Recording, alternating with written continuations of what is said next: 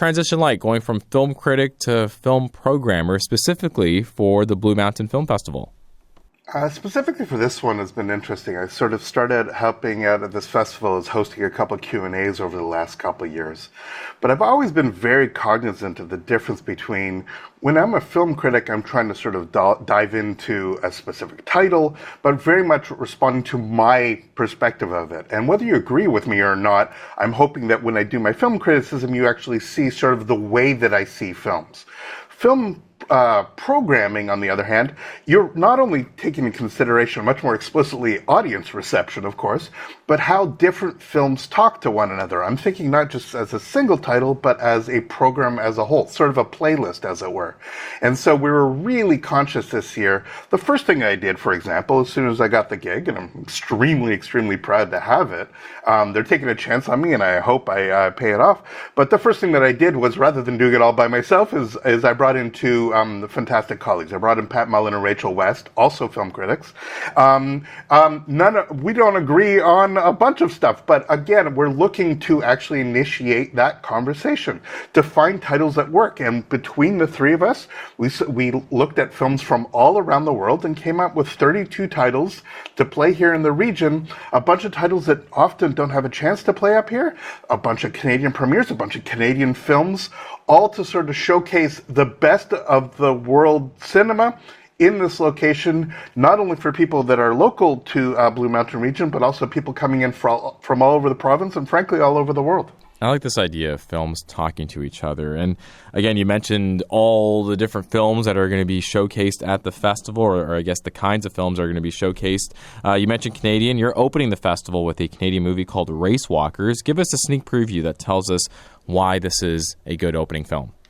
Yeah, so Race Walkers is great. It's this brisk, lovely, silly comedy that Canada makes better than almost any other country in the world. For God's sakes, our export of comedy is renowned. It's the film of a washed-out baseball pitcher that gets cajoled into becoming an Olympic speed walker, those race walkers. And it played Slam Dance, which is the sort of film festival that originally started for a bunch of films that didn't get into Sundance. But it really is the sort of offbeat, sort of quirky films that play there, and it won a major award there. And we're getting to showcase not only the Canadian premiere, but a ton of the actors and performers are coming up here to celebrate. These are people that have been to Blue Mountain before, and they're gifting us really with their premiere, and we couldn't be more excited to have it. We got a ton of other Canadian titles playing, things like Beethoven's 9, this incredibly moving documentary about the symphony itself, where the filmmaker actually became inadvertently part of the story when events sort of transpired that made him very much fundamentally part of the story. I'm showing Universal Language, which was Canada's Oscar selection. Matthew Rankin is coming up, the director. This is one of 5 films that's up for a Canadian Screen Award this weekend, and this is an extraordinary film, the best thing that I saw at Cannes last year, and we're getting a chance not only to showcase this totally amazing film that it reimagines Winnipeg as being like an Iranian coffee empire full of where the dominant language is Persian, but also just this weird, almost Wes Anderson-like vision of multiculturalism in our country. That's just 3 of the several Canadian films that we're actually showcasing here. But Jason, getting the chance the director to be, yeah. We do have about a minute left, but I quickly wanted to ask you, because you mentioned Sundance. Like, the Sundance Film Festival started out as a little indie festival in a ski town. Exactly. So is this experience at Blue Mountain feeling familiar to you? Well, Sundance, Telluride, there's a bunch of these sort of ski villages, and obviously Whistler in the West Coast.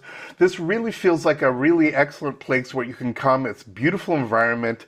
You can spend time outside, and then you can actually, when you want, come in and enjoy some films. But because we have outdoor screenings, you have the opportunity to actually engage with that. Stuff like Best in Show and Last Waltz I'm showing outdoors. So it's a real opportunity for cinephiles in the region to actually have a chance to check out these films. And then, as I said, some fantastic Canadian films, international films, documentaries, some that will tug at your heartstrings, some that are action-adventure films, a real mix for people that just love films and want to see them with a community, which is what I'm trying to embrace up here. It definitely feels that way, Jason. Thank you so much for the preview. Thanks for taking the time. All the best. Take care. Exchange.